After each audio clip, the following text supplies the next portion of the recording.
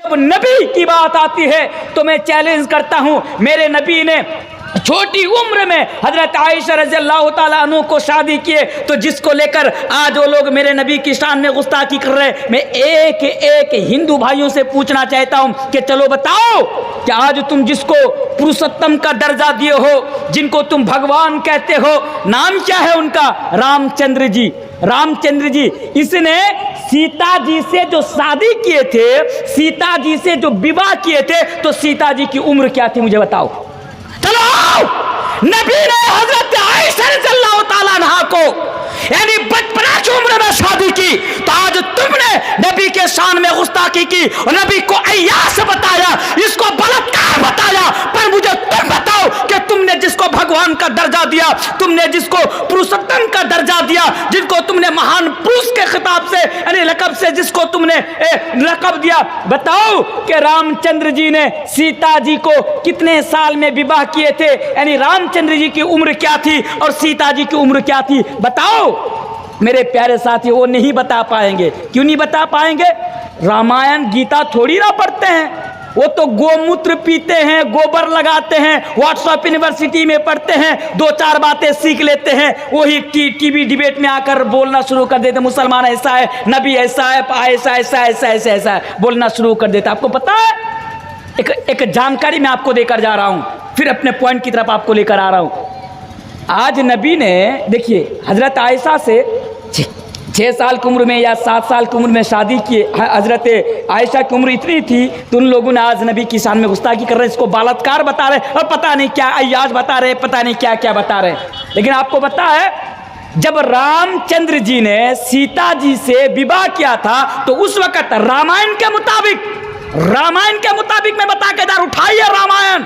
अगर रामायण में अगर ये चीज मौजूद नहीं है, अगर तुम ये साबित कर दो कि मौलाना तनवीर आलम आप गलत बोल रहे हो, मैं अपनी गर्दन कटाने को तैयार हूं। लाओ मेरे सामने रामायण, मैं तुमको दिखाता हूं कि सीता जी की उम्र क्या थी और रामचंद्र जी की उम्र क्या थी। आपको पता है सीता जी की उम्र क्या थी? सीता जी की उम्र 6 साल थी और रामचंद्र जी की उम्र 13 साल थी।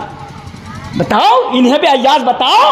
अगर माँ का दूध पिए हो, जिस तरह हमारे नबी को अय्यास बताते हो, भगवान श्री राम को भी अय्यास बताओ, तब ना मानूं कि तुमने बाप का दूध पिया है या माँ का दूध पिया है। लेकिन मेरे प्यारे साथियों नहीं बताएंगे। क्यों? वो उनके भगवान हैं, वो नबी थोड़ी ना है। तो मेरे प्यारे साथियों, ये हालात है। आज कोई भी हमारी मस्जिदों को तोड़ दे, हमारे नबी की शान में गुस्ताखी कर दे, मुसलमानों की मॉबलिंग चिंग कर दे, किधर मैं आपको लेकर जाऊं? मेरे प्यारे साथियों, एक ही बात और मुद्दा बात यह है कि दिन दिन हमारे ऊपर जुल्म सितम के पहाड़ यानी तोड़ा जा रहा है और हमारे प्रति जुल्म बढ़ता जा रहा है। इसके पीछे वजह क्या है? अब आइए मैं आपको कुरान और हदीस की तरफ लेकर आना चाहता हूँ। वजह क्या है? वजह जरा देखिए। आज आप गांव का नाम क्या?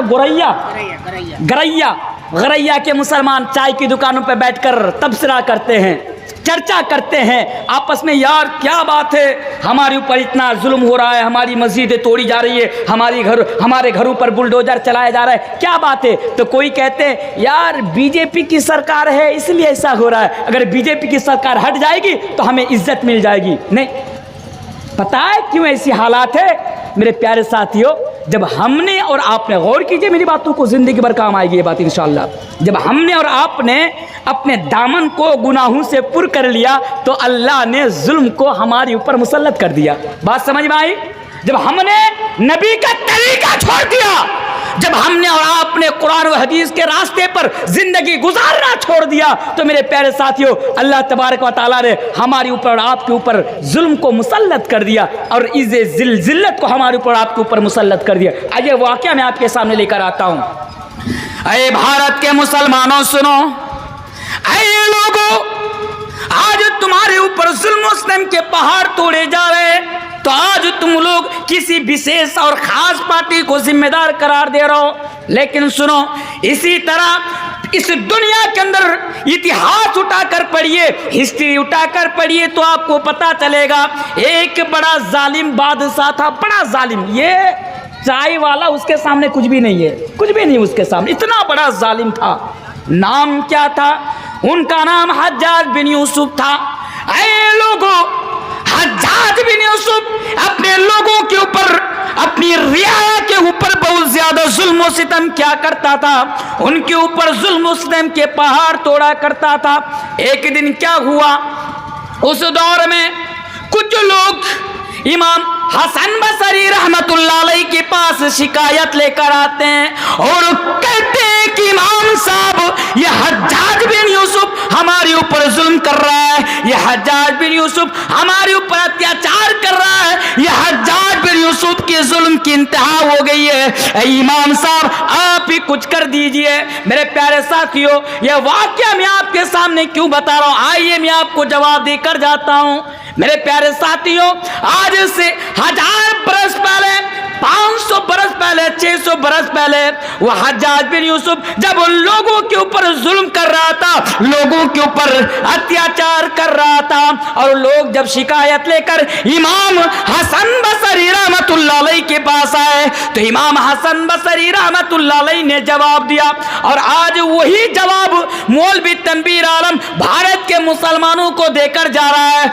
आज वही जवाब मौलवी तनवीर आलम कटिहार के इन मुसलमानों को देकर जा रहा है, गोरैया के इन मुसलमानों को देकर जा रहा है। मेरे प्यारे साथियों, हजरत इमाम हसन बसरी रहमतुल्लाह अलैह ने जवाब दिया, कहे लोगों, आज हज्जाज बिन यूसुफ तुम्हारे ऊपर जुल्म कर रहा है, तुम्हारे ऊपर अन्याय कर रहा है, तुम्हारे ऊपर अत्याचार कर रहा है, तो तुम लोग शिकायत लेकर मेरे पास आए हो। लेकिन सुनो, अगर आज हज्जाज बिन यूसुफ तुम्हारे ऊपर जुल्म कर रहा है, अन्याय कर रहा है, अत्याचार कर रहा है, तो अल्लाह तबारक व तआला ने तुम्हारे गुनाहों की वजह से और तुम्हारी माशियतों की वजह से हज्जाज बिन यूसुफ जैसा जालिम बादशाह को मुसल्लत कर दिया है।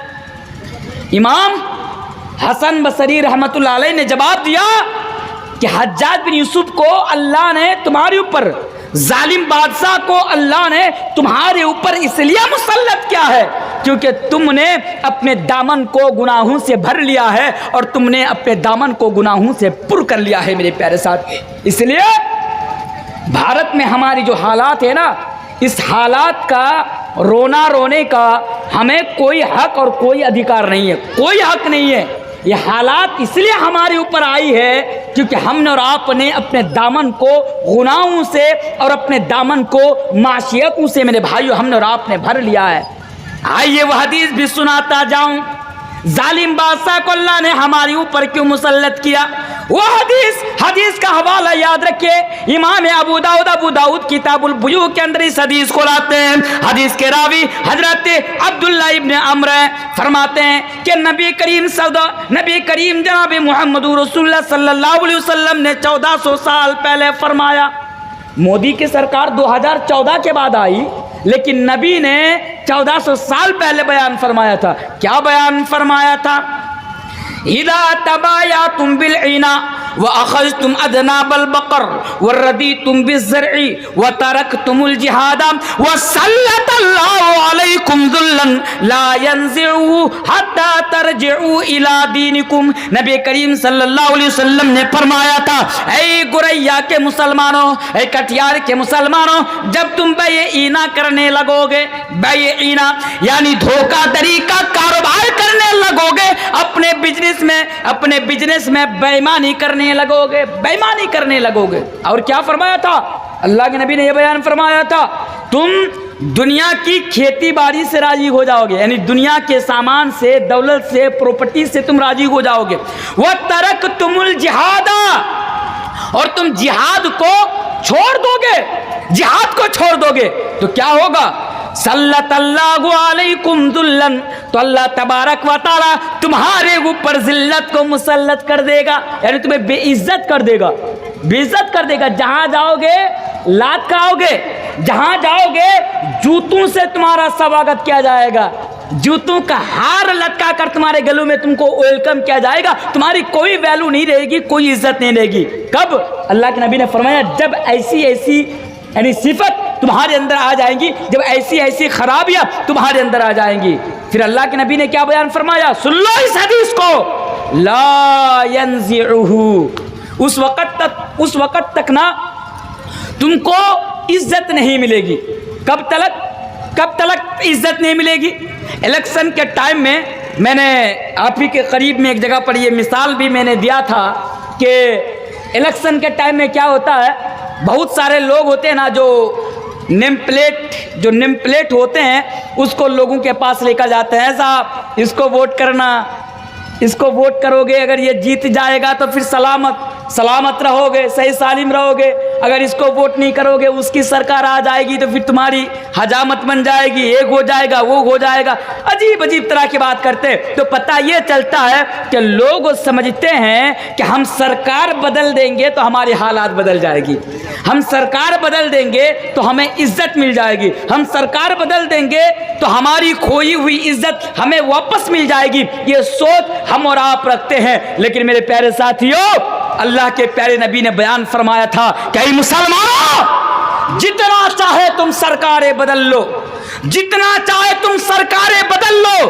सरकारें आएंगी सरकारें जाएंगी, लेकिन तुम्हारी हालात नहीं बदलेंगी। ऐ मुसलमानों, सरकार बदलकर तुम अपनी हालात को तब्दील नहीं कर सकते हो, सरकार बदलकर तुम अपनी हालात को बदल नहीं सकते हो। कब तक? हत्ता तरजिउ इला दीनिकुम, जब तक तुम दीन की तरफ पलट कर नहीं आ जाओगे, जब तक तुम दीन की तरफ फेर कर नहीं आ जाओगे। तो मेरे प्यारे साथियों, पता ये चला कि अगर हम और आप अपनी हालात को बदलना चाहते हैं, अगर हम और आप अपनी इज्जत खोई हुई इज्जत को वापस पाना चाहते हैं, कि इसके लिए शर्त है, इसके लिए जरूरी है कि हम और आपको हत्ता तरजिउ इला दीनिकुम, दीन की तरफ पलट कर आना होगा, दीन की तरफ फेर कर आना होगा। और मेरे प्यारे साथियों, इंशाअल्लाह अगर भारत के मुसलमान अगर कुरान और हदीस की तरफ पलट आए, अगर भारत के मुसलमान दीन की तरफ पलट आए, तो इंशाअल्लाह खोई हुई इज्जत मुसलमानों को वापस मिल जाएगी।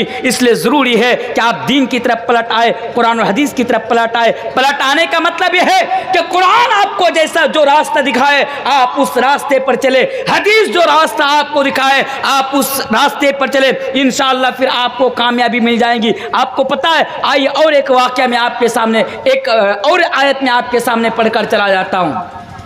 ऐ लोगों जी, कलेक्शन अभी लास्ट में क्या कलेक्शन करें बोलिए? कलेक्शन कितने सारे मुक्करी आए, वो लोग चले गए, अब तो रात का टाइम है, सब तो भागने वाले हैं। अब मैं कलेक्शन नहीं करता हूँ, माफ़ कीजिएगा। तो जो मैं बोल रहा था आपके सामने, क्या बोल रहा था कि अच्छा आप लोगों को नींद आ रही है, परेशानी हो रही है आप लोगों को, इंशाल्लाह 10 मिनट वेट कीजिए, इंशाल्लाह ख़त्म कर दूंगा फिर।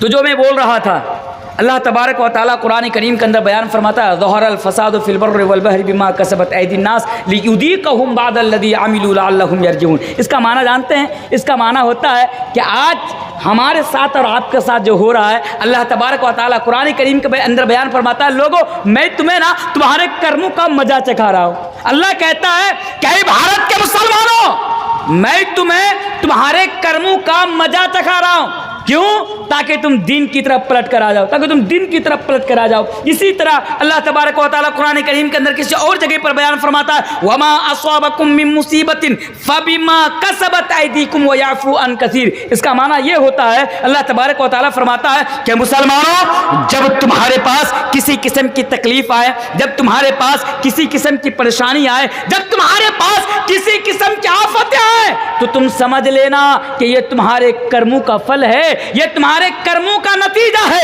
यह तुम्हारे हाथों ने कमाया है। मेरे प्यारे साथियों, तो इससे भी पता यह चलता है कि जब तक हम और आप अपने दामन को पाक साफ नहीं करेंगे, हम अपने दामन से गुनाहों को नहीं हटाएंगे, गुनाहों का धब्बा को नहीं धोएंगे, मेरे प्यारे साथियों, तब तक हम और आप इज्जत नहीं पा सकते हैं। इसलिए बारहा मैं आपसे यही पैगाम और लास्ट के टाइम में यही मैसेज देकर जा रहा हूं कि मुसलमानों, जो हुआ सो हुआ, बंद कीजिए।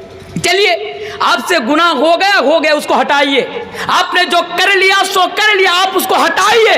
लेकिन आज से आप ये अहद कीजिए, आज से आप ये वादा कीजिए और ये अहद करके, ये वादा करके आप यहाँ से उठिए कि आज के बाद जब तक जिंदा रहूँगा अल्लाह और अल्लाह के रसूल की नाफरमानी नहीं करूँगा, जब तक जिंदा रहूँगा कुरान और हदीस से एराज नहीं करूँगा, जब तक जिंदा रहूँगा अल्लाह और अल्लाह के नबी के तरीक़े पर ज़िंदगी गुजारूँगा। बोलिए इंशाअल्लाह, बोलिए इंशाअल्लाह। यही एक रास्ता है मेरे प्यारे साथी, यही एक रास्ता है। अभी भी वक़्त है, आप गुनाहों से बच जाइए। लेकिन एक सवाल यहाँ पर यह भी पैदा होता है कि हम गुनाहों से बचे तो कैसे बचे, हम गुनाहों से बचे तो कैसे बचे।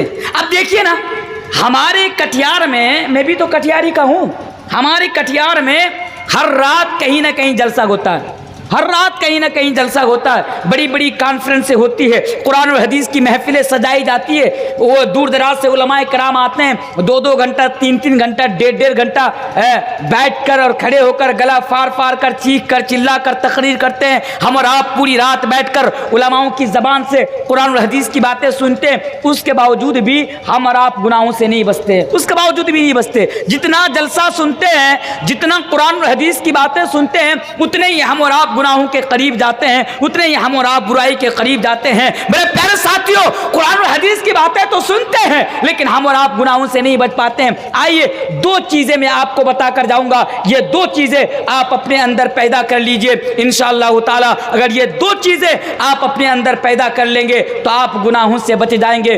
2 चीजों में से एक चीज है फिक्र आखिरत। फिक्र आखिरत, ये फिक्र आखिरत क्या है? फिक्र आखिरत का माना होता है कि आप दुनिया में जो भी कुछ कर रहे हैं, कल क़यामत के दिन इसका जवाब अल्लाह तबारक व तआला के सामने आपको देना है। अगर रात के अंधेरे में, रात के 12 बजे, रात के 2 बजे तन्हाई में, भीड़ में, दुनिया के किसी भी कोने में अगर आप कोई काम कर रहे हैं, बस इतना याद रखिए कि अल्लाह तबारक व तआला के सामने जाकर जब कल आपकी मौत हो जाएगी तो फिर मरने के बाद अल्लाह तबारक व तआला के सामने आपको उसका जवाब देना है। अल्लाह तबारक व तआला की अदालत में उसका जवाब रखना है। अगर ये चीज़ आपके अंदर पैदा हो जाएगी तभी आप गुनाहों से बच सकते हैं, वरना आप गुनाहों से नहीं बच सकते हैं। इसलिए 4 चीज़ें, इस पॉइंट के ऊपर 4 चीज़ें आप याद रखिए।